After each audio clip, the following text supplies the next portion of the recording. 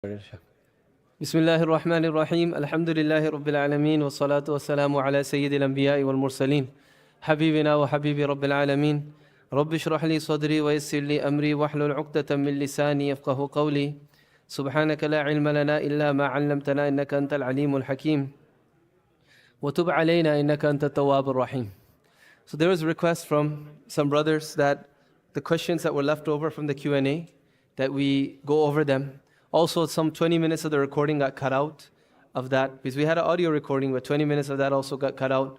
Go over some of those questions. And then inshallah tomorrow we could talk about something or the other, because Ramadan is not over. We still have days, and these nights may be Laylatul Qadr, so inshallah we could go over them. So this question, I'm sure that we had gone over it last time, but it got deleted. So I'll go over it again, inshallah. And this question was, is it permissible to engage in riba if we think it will benefit us in terms of finances, education, and investments, or do we just believe in Allah subhanahu wa ta'ala's rizq? And the answer to this question is that in reality, this is the whole test, right? Riba is there because it benefits some people. However, when we believe in Allah subhanahu wa ta'ala, our iman, our tawakkul, our belief on the fact that Allah subhanahu wa ta'ala wrote our rizq before we came into this world, this necessitates that we stay away from riba. Whatever Allah subhanahu wa ta'ala has destined for us is going to come to us, no matter what. There was an incident of Hazrat Ali radiallahu ta'ala an, where he was traveling and he went to some masjid, so he wanted to tie his horse. So a young boy came and he said, I'll tie it for you, Amirul Mu'minin, you go inside and you pray. He said, okay, alhamdulillah. So Hazrat Ali, he went inside and prayed. When he came outside, he saw that the saddle of his horse was missing. And at that time, goods, they weren't mass produced. So you could tell if you saw your thing in the market that it was yours, because each good was individualized. So when Hazrat Ali, he got to the city, and it's hard to ride a horse without a saddle, where he got to his destination, he saw in the market that his saddle was being sold. And he said, no, this is my saddle. The person said, no, I bought it from a young man.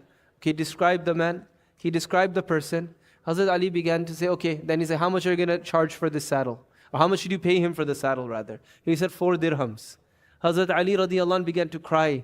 And he said, I was going to give him a reward of 4 dirhams for helping me out. Instead, he stole my saddle and he sold it for 4 dirhams. Allah would have given him 4 halal dirhams, because 4 dirhams was written in his rizq. He could have taken them in a halal way, instead he took them in a haram way. Right? We don't know what our risk is going to be. So now we think, well, I'm going to make so much $100,000 from this ribui transaction. It's going to benefit me. How will I make this some other way? We don't know. Allah subhanahu wa ta'ala may put calamities in our life because of riba. Cancer, infighting, divorce, car problems, house problems, your stocks tank, whatever the case is, because of riba. You don't necessarily realize the causality between these things, but it can happen. So our iman dictates that we avoid riba, because we don't want to be at war with Allah subhanahu wa ta'ala. In the Quran and Sunnah, only 2 places Allah say He declares war on somebody. One is somebody who engages in riba. And number 2, people who have enmity with Allah subhanahu wa ta'ala's friends. As I've said many times before, you don't have to be friends with all of Allah subhanahu wa ta'ala's friends. Just don't be enemies with them. Unless you don't like them, that's fine. But you shouldn't cause them hardship. Imam Baqir rahmatullahi alayhi, who was the great-grandson of Hazrat Ali, he said that Allah subhanahu wa ta'ala hides 3 things in 3 things. Allah subhanahu wa ta'ala hides His pleasure in good deeds. So don't look at any good deed as small. And Allah subhanahu wa ta'ala hides His anger in bad deeds. So don't think any bad deed as negligible. That may be the one that earns Allah subhanahu wa ta'ala's immense anger. And Allah hides His friends amongst the people. So don't look down and don't harm anybody. Okay, the next question here was, do we need to pay zakat on the... I answered this one too. I think this one got cut from the recording as well. Do we need to pay zakat on the tax return we filed and will receive soon, considering the loaned amount we expect to be received? We call tax refunds an interest-free loan to the government, but it's not really a loan. They took it from you and they might not give it back to you too. So no, you don't have to give zakat on this because there's no certainty that you're going to get it back. We gave zakat to families called Sayyad, later learned Sayyads may not take zakat. Does past zakat count? They are not direct lineage of Sayyads, they just have the surname. Now, again, Sayyad, People who are from the family of Rasulullah sallallahu alaihi wasallam, from Banu Hashim, they're not allowed, and few other of the clans of the Quraysh, of Nabi sallallahu alaihi wasallam's family, they're not allowed to take zakat, okay? So Sayyid is a word that reflects that somebody is from there. There may be other words as well, other titles in different cultures that are used to show somebody is from the family of Rasulullah sallallahu alaihi wasallam. But if in reality they aren't from the family of Rasulullah sallallahu alaihi wasallam, regardless of what their name is, you can give them zakat, right? And not everybody with the name Sayyid, it's probably related to Rasulullah sallallahu alaihi wasallam. As I said, it's not possible for every Hyderabadi to be Sayyid Husseini, right? Like 5 million people, it's not possible. So if it's established that they are from the family of Nabi Sallallahu Alaihi Wasallam, you can give them zakat. Now the second question comes up. Let's say theoretically these people, they were Sayyids and you gave them zakat thinking that it was allowed.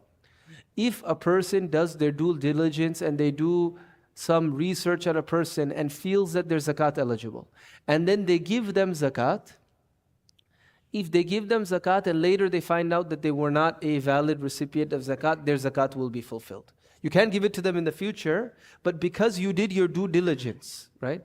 Because you did your due diligence of looking into the matter, your zakat has been fulfilled. However, if a person doesn't do any due diligence and they just give zakat without, looking into it at all, without thinking about it, they give zakat, and then if you find out that it's not, a zakat eligible recipient, then your zakat won't count. Okay? Now, what is due diligence? That was another question that comes.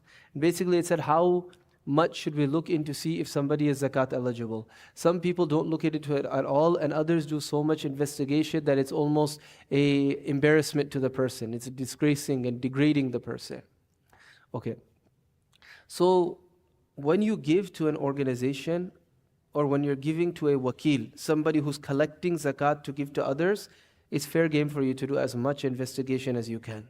And you should. Because so many people have different opinions about zakat. Zakat used for overhead expenses, zakat used for politicians, zakat used for this and that. If you're giving to an organization, you should ask all the questions that you can. And the easiest question would be, what is your zakat policy? Do you have any scholars that you consult with for your zakat policies? Okay? But if it's an individual that you're giving zakat to, then you look for signs. If you could ask around from other people if they're zakat eligible, go ahead. But the ulama, they write that even if a person, if they're asking for money, this is also a form of, this is a sign. And you could say that you've done some due diligence. If the person is sitting with poor people or they're asking for money, this is a sign that that person is poor, right? If that person, they appear to be poor, they show the signs of poverty, right? Then you can give them zakat. Or I would say do istikhara. If you have some time, do istikhara, think about it. If your heart feels good about it, go ahead and give it to them. If you don't have that time, then make dua, Allahumma khirli wakhtarli. Oh Allah, choose for me and select for me. And if your heart still feels okay about giving it, give them zakat. Right? Who wrote all of this? Where did I get this from? From the Mabsut of Imam Sarakhsi. Does anybody know who Imam Sarakhsi is? No? Anybody knows, raise your hand if you know who Imam Sarakhsi is. You know. This is something to hear. Imam Sarakhsi is known as Shamsul A'imma, the son of the Imams, like the shining sun. He's a great, great, great scholar in the Hanafi mazhab. He lived in that area of Uzbekistan, right? That whole area, Ma Wara'un Nahar, Transoxia. He was such a great scholar that the ruler of that time was doing something wrong. So he gave fatwa against it. Somebody asked, he said, this is wrong. So the ruler imprisoned him. But when a person is of a certain status, you can't just execute them. So what they did is they put him in jail. And the way that the jail was at that time is they would take a giant well, a well that's been dried out, and a person would be put inside of the well. It would be open air prison. And so his students would come up to the edge of this jail every day, and he began to dictate this book, Mabsut, to him. Like, look, if I have to write a fatwa, I'll look at 10 books. I'll look, and then finally, okay, I'll write what I want to write, and then I'll put the source at the bottom. From memory, he dictated to them 30 volumes. 30 volumes. From memory, and this book is called Al-Mabsut. Mabsut means the expansive book. And in there, he goes through all of there's a book called Al-Kafi, which is basically all of Imam Muhammad bin Hassan al-Shaybani, his books, Zahirul Riwayah, he explains all of them. He does a commentary of them. 30 volumes from memory. Nothing to refer to. He's just dictating and his students are writing. And when you read it, at different places at the end of the chapter, he'll say, I'm ending this chapter, on so and so day, hoping that Allah subhanahu wa ta'ala will free me from captivity. And he makes indications to the fact that he was in jail at that time. All right. Next question. A relative borrowed some money. Can I give zakat to him and just remind him he is due my qars? His financial status is he takes zakat from other members in the family. Okay, the person is zakat eligible and they happen to owe you money. If you give them the money, as long as you give it to them with no strings attached, you can't give them the money and say, you better give it back to me now. If you give them the money, and then later on you remind them, by the way, you owe me money too, that's fine. Your zakat is fulfilled. Can you explain the masala of a masbook if somebody misses 3 rakats of Isha? We talked about this last time. There was a question that some people had asked, so I could share that now and just clarify. And that is, it was added on to this question. And that is, if they join the Imam in Qa'datul Akhira, and before they're able to finish At-Tahiyyat, right, before that person can get to Abduhu wa Rasuluhu, the Imam says Salam. Should they just stand up? Or should they finish At-Tahiyyat all the way up till Abduhu wa Rasuluhu? And so I looked for it. It seems like a straightforward question. Actually not. It took like a long time. But Mufti Mahmud al-Hasan Gangohi rahmatullahi, he writes in there, and Allama Shami rahmatullahi alayhi in Raddul Muhtar, he said, I didn't see it, I didn't find it anywhere except for searching a long time. And then he said, after that, he said that, what a person should do is they should finish till Abduhu wa Rasuluhu. Why? Because it's wajib for the muqtadi to follow the Imam, right? So when you join the Imam in a position in which he's reading that dua, then you'll go ahead and you'll finish reading that dua. Okay, what is the ruling on performing sajda tilawa after Fajr and Asr Salah? We should not prostrate after prayers, correct? Incorrect, not completely correct rather. You're not allowed to make nawafil after Fajr and Asr. As long as that, the sunset time hasn't come or the sunrise time hasn't come. And when it comes to Asr, the makruh time, when the sun loses its brightness, such that you could look at the sun without it, hurting your eyes. As long as that time hasn't come, and for Fajr, as long as sunrise hasn't come, you're allowed to pray qada salats, you're allowed to do sajdatul tilawa. It's just nawafil that aren't allowed at that time. Ji. Uh-huh.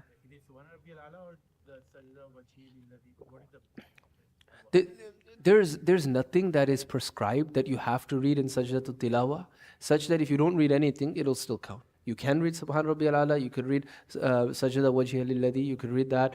Or some of the ulama, they've compiled different du'as. For each of the ayahs, there's an individual du'a that you'll read. You could read those as well. And I will say, just to point out, this is probably more relevant to Hufaz, because Hufaz are not good about this. But Sajda Tilawa is their wajib to do. What happens in class, we recite, the students recite, and we say, okay, just do it later. And then years go by and we don't do them. Right? So they are wajib to do.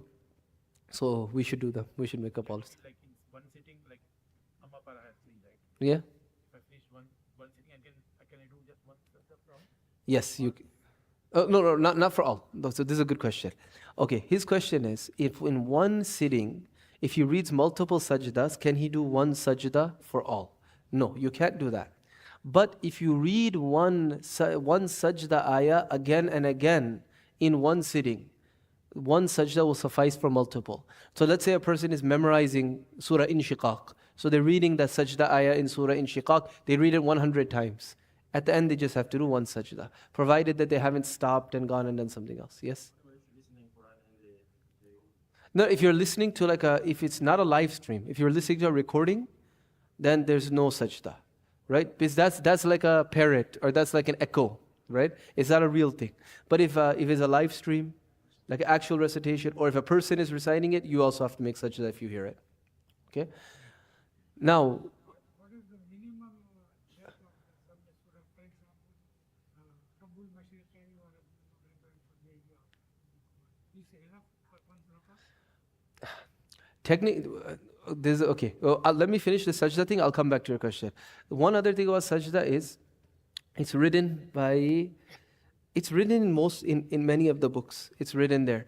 At the end of the section on Sajdat al-Tilawa, that there is a mujarrab amal, an amal that has been proven to have some effect. That if somebody has a great need, if in one sitting they sit and they read all of the sajda ayahs in the Quran, and then they make 14 sajdas, and then they make dua, inshallah, whatever they need, inshallah, will be fulfilled, inshallah.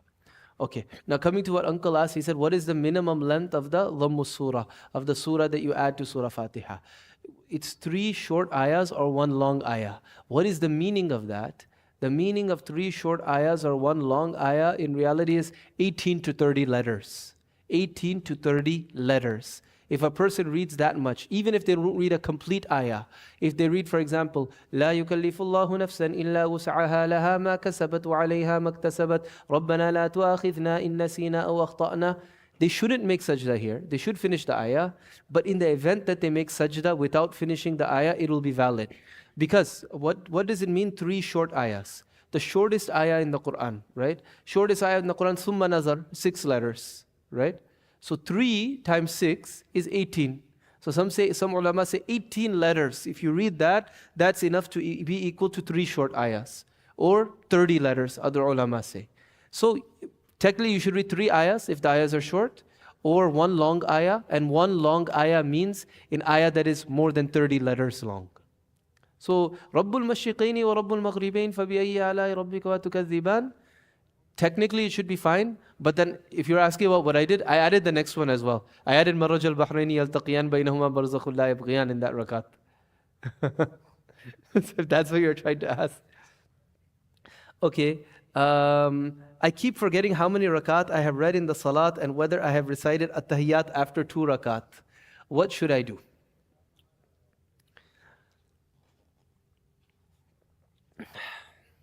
If you keep getting this waswasa, you should ignore it, number 1. Okay? If you feel strongly about either way, then you should just act on whatever you think. You're not sure you're in the 2nd or 3rd rakat, but you feel more likely that you're in the 3rd rakat, just act as if you're on the 3rd. But if you're completely 50-50 and you have no idea, what you'll do then is you'll assume that you're praying the earlier rakat. So for example, you're confused, am I in the 2nd rakat or 3rd rakat? And you have no idea. So you'll assume that you are in the 2nd rakat, okay? You'll assume that you're in the 2nd rakat, but you're going to do at-tahiyyat at every rakat afterwards. Why? Because qa'da akhira in the last rakat of the prayer is fard, right? So if you are not sure if you're in the 2nd or the 3rd rakat, you're going to assume that you're in the 2nd rakat, okay? So that's why you'll do at-tahiyyat over here. Because 2nd rakat, you do at-tahiyyat, qa'datul ula. Now you get to the 3rd rakat. The 3rd rakat, it has a possibility of being the 4th rakat though, right? So you'll do qa'da over here as well. Why? Because there's a possibility that in reality, this is the last rakat of the prayer, because you weren't sure. So then you're going to read at-tahiyyat over here as well, so that the fard of salah will be fulfilled, which is qa'da akhira in the last rakat of the prayer, which is the 4th rakat. Then you stand up for the either 4th or 5th rakat, you're not sure which it is, and then you'll pray that rakat, you'll do qa'da there, you'll do sajdatul sahu as well, and then you'll finish the salat. You know, another thing though that you could do to try to help yourself remember what rakat you're in is maybe have certain surahs that you read. Like if you know, like for example in witr, if you have the same surahs that you read, that may help you for somebody who's afflicted by this. So if you know that, okay, every day you read A'la, Qul Ya Ayyuhal Kafirun and Qul Huwallahu Ahad, that based on whichever surah you know or you read, you'll know which rakat you're in. What is the fidya value in Michigan? Does fidya have to be given locally or okay for overseas? Do we need to confirm if the receiver is fasting or not? The fidya value is going to be the same as Sadaqatul Fitr. Okay, Tawheed Center said $20. Ulama Council of Michigan said minimum $13. Okay, so you can give it locally, you can send it overseas, no problem. And the one who you give fidya to, it doesn't matter if they're fasting or not. They just have to be from the masarif of zakat, right? Can the fidya be given to a non-Muslim? Off the top of my head, I don't remember. Pretty sure it can be, but don't quote me on that. That one I'll check. Okay, but it's safer just to give to Muslim and give to the masarif of zakat. Okay, Yeah, we'll get to see that. If the Imam leads Taraweeh and forgets which rakat he's in, what are some ideas that he can do? It's a not uncommon thing, right? Yeah. So you think about it. One of my friends said that, whatever rakat you're in, kind of just push your finger against your forearm. One other thing I found, this is it, Fatawa Qadi Khan. It's not a nice thing, but sometimes you have to resort to it. And there isn't karahat in it. If you get up a little bit slow, kind of, if you listen and hear behind you if the people are standing up or if they're sitting. That saved me a few times. 1 year, I did that. That was like our first year, and then that was when like Isha was like 11:15. So 1 year, that day, Imam Isad said, I read the whole Surah Yusuf in 2 rakats, right? He said that after. That's not accurate. I told him to. I read the 13th para portion of Surah Yusuf in 2 rakats, right? But then I don't think I meant to. Something happened. So then that's why I read it. So I was confused about the rakats. So then I ended up doing a 3rd rakat. Nobody said anything, and afterwards somebody said something. So then I think 2-3 days later, same thing happened, right? So then when I started getting up for the 3rd rakat, Imam Ihsan from behind, he pushed me down. You can ask him about that. Huh? Physical assault, by any means necessary, get us out. As Is it recommended to say Allah Akbar when the Adhan makes? Yeah, definitely. Or say Subhanallah. You say Subhanallah. If you say Allah Akbar, you're going to confuse him more. He's going to think he had to stand or something. Say Subhanallah. Back home in India, they all say Allah Akbar. Yeah, I heard that. Subhanallah is best. Back home, they say it. Over here, they don't say anything. Tell you're done. And then everybody knows. Okay, as an international student, we're working in a gas station where you have to, sell things that are haram and lottery. The job is halal, but look for another job, right? Like there's not barakah in there. I explained this more. It probably is in the last recording. I'm just answering it in case it's missed. But we're not saying that the job has barakah, but the earnings are halal. They're not haram. If I'm playing volleyball, yeah, we went over that one. If you miss Fajr due to oversleeping, do we need to pray the Sunnah and Farud both as Qadha? If on the day that you miss Fajr, if you make it up before Zawal time, then you'll pray Sunnah with the Fard as Qadha. Otherwise, you won't pray the Sunnah anymore. And for every other Salat, when you miss it, you don't make Qadha of Sunnahs. Can you provide some du'as to increase height, and at what time should I make it? You could ask Fadil Bhai and Farid Bhai. Ask them, I don't know which dua. I'm not that tall. If we contributed to iftar or suhoor, will it be included in zakat? No. Iftar and suhoor, just providing these, okay, if giving food and giving like a big meal, this doesn't count as zakat, right? The reason is, zakat, the condition of zakat is tamlik. You have to make somebody else the owner of that thing. It's not ibaha. Ibaha means putting something in front of people and say, take whatever you want, right? You haven't made anybody the owner, right? Like at a dawat, when you have a dawat at your house, you're not making people the owner of the food. You're making the food halal for them. That's why if somebody just takes like a box and just takes food while they're leaving, without you telling them, it's kind of strange, right? Because you didn't give them the food. You just said, take whatever you want, right? There's ibahat. So when it comes to zakat, you need to give the people the food, not just put food down and say, take whatever you want. Ration kit is fine. Ration kit is fine. Why? Because you're giving it to them. Right. Ration kits are fine because you're giving it to them. Exactly. I am in my late 20s. I was born Muslim. I was not Muslim in my university and I have sinned a lot. I believe in Islam, but I did wrong and haram. Make tawbah. It's never too late, right? It's never too late. When a person makes tawbah, everything is forgiven, right? जो नाकाम होता रहे उम्र भर भी बहरहाल फिर भी कोशिश तो आशिक न छोड़े ये रिश्ते मोहब्बत की कायम ही रखे जो 100 बार टूटे तो 100 बार जोड़े, right? That, okay, even if a person is unsuccessful their whole life, they'll still try to maintain the bonds of love. Even if they break 100 times, you rekindle them 100 times. Why? Because Allah is Allah. Right? So we have to try to, if we make the mistake, no problem. Make tawbah and move on. Yes, if these mistakes that you did, if they affected somebody, you have to make things right with them. And if it's missed prayers, missed fasts, missed zakat, you have to make these things up. Some people say, well, I missed years of salat. There's one person in this community, he's a musalli here. He was Shia. He became Muslim, he became Sunni later on.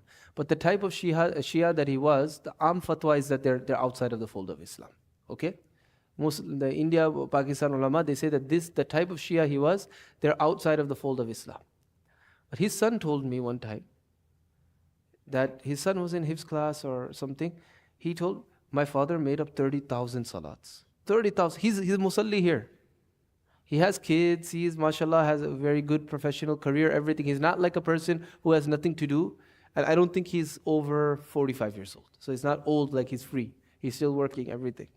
He said, my dad made up 30,000 namazes.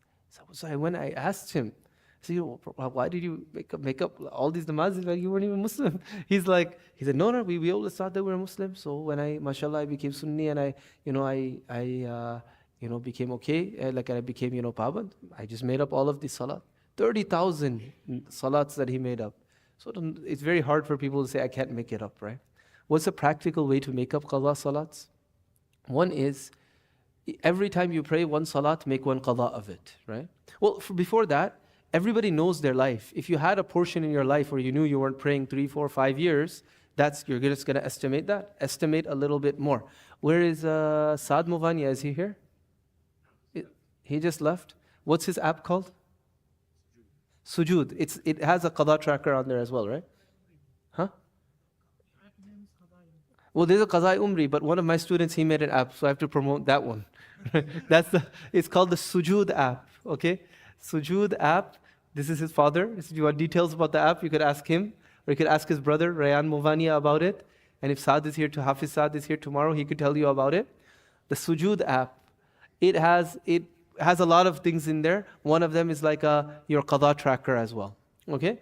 So overestimate how much salats you missed. And sometimes maybe like a person, they just wouldn't pray Fajr. They would pray the other namazes. You make up Fajr. After that, every time you pray one salat, just pray one qada as well. When you do that, what will happen? In 1 year, you'll make up 1 year of salat. Also, Allama Shami rahmatullahi alayhi, he writes that if a person at tahajjud time, instead of praying tahajjud, if they pray qada namaz, inshallah they'll get the reward of tahajjud as well. Right? So instead... Huh? We should try to pray the sunnah muakkadas as well. Right? We shouldn't leave the sunnah muakkadas, but if a person is getting to the end of their life and they still have a lot left over, then at the end of the day, qada is fard, right? However, we should try to pray the sunnah muakkadas. And you can make them up, inshallah. All of us can make them up, inshallah. But track them. Sometimes the women, they have a lot of fasts they need to make. They make up a bunch, but they don't track them. Track how much we have to make up. Ji.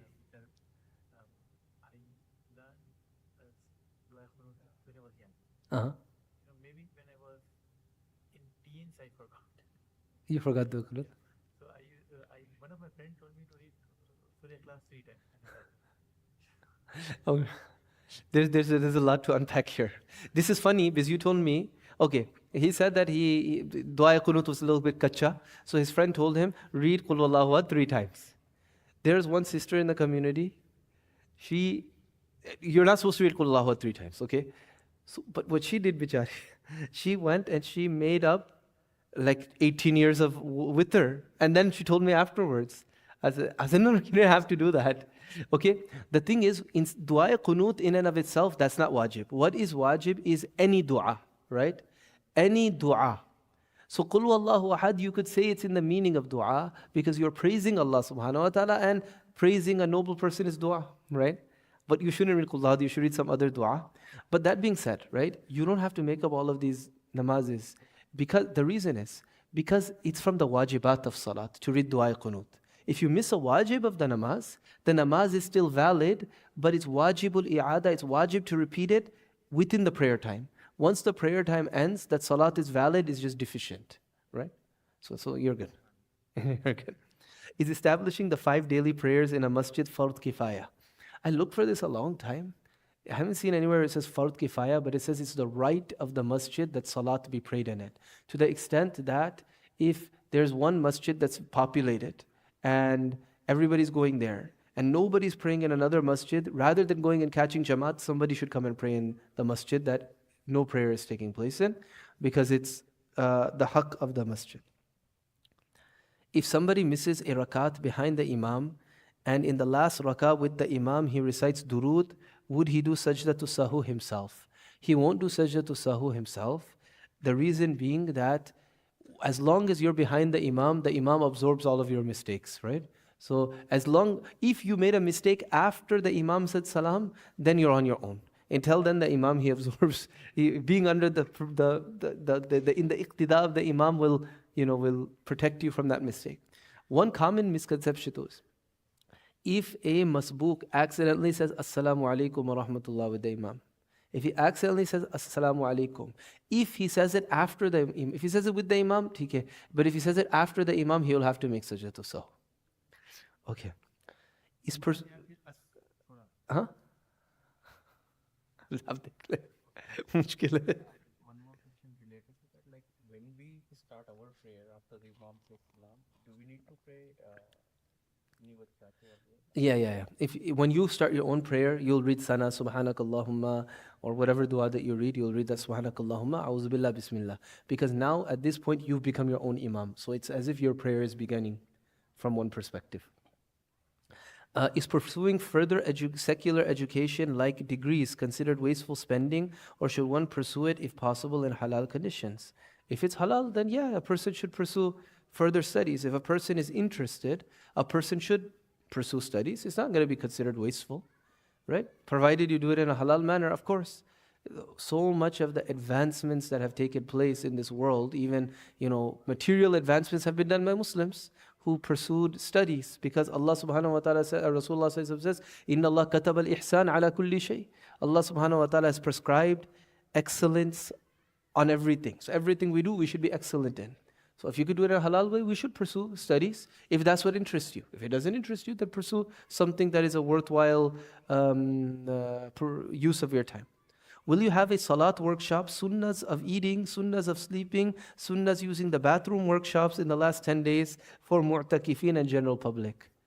I am teaching here from 8:30 to 4 p.m., right? I'm here. And then I have namaz, I have regular programs. If you give me time, then inshallah all these things can be prepared. We have done salat workshops in the past, and I think we should do it again, inshallah. But yeah, you inshallah make dua that I get barakah in my time, then we could see. Can conventional mortgage ever have a scope of permissibility? I would much rather a person do something thinking that is haram, right? Rather than trying to justify it. If a person does something that's haram, make tawbah and move on, right? Sometimes, there have been situations where people, they genuinely have no choice but to take this haram mortgage. For example, they're being evicted from their apartment and they have too many people in their family, so they can't find anywhere. So a person like that, if there's no other option, they may have to, but again, we don't say that it's permissible. We say that it's still sinful. Make dua that Allah subhanahu wa ta'ala forgives you and gets you out of it. As soon as you can, refinance, pay it off, etc. If I miss 2 rakats of Maghrib in Jamaat, how do I get up and complete them? Do I pray the 2 rakat together and complete Salah, or do I pray one by one? So if you miss 2 rakats, you've prayed the 3rd one with the Imam. Then you stand up. When you stand up, first you're going to read Subhanakallahumma wa bihamdika wa tabaraka ismuka. You'll read Fatiha, you'll read another surah, and then at the end of this rakat, you'll do At-Tahiyyat. Then you'll stand up, you'll read Fatiha, you'll read another surah, and then you'll finish your Salat. Is it better for girls that they do Hifz or Alima course? What age for both is better? They should do both, inshallah. If they could do both. MashaAllah, like I see, it's a very, very bright Alimas and girls who are Hifz. When I remember Mufti Saeed Palanpuri rahmatullahi alayh, Shaykhul Hadith of Darul Uloom Deoband, he came to the masjid where I was leading Taraweeh in Dallas. 3 days he was there. Hazrat, mashallah, he had like an amazing personality, joke and stuff. So somebody asked the question, should girls do Hifz? He's like, the reason you're asking this is because you say that girls will get kacha when they get older because of their ayyam and responsibilities. He said, like dunya ke 95% of the male hufaz in the world don't remember the Quran either, right? And then he said, of the 5% that remember, he's like, 4% don't remember outside of Ramzan. And he looked at me, he started laughing. So, yeah. So boys, girls, they should do it. And Alima course, they should do both. However, one thing I would say, if you put your daughter at Hifz or Alima course, you need to still teach her how to be a wife and be a mom. You know, sometimes when a girl is so busy in studying, they don't know how to do the home things. So there's like unfortunately, sometimes there's a stereotype that alimas, they make, not good wives because they not used to working, or they argue with the husband and will just find some way out of it. So, we should make sure that that's also taught. What is the difference between fard and wajib? Enough for today, inshallah. Subhanallah, bihamdik, subhanakallah, nashhadu an la ilaha illa anta, astaghfiruka wa atubu ilayk. There's still 2 pages left.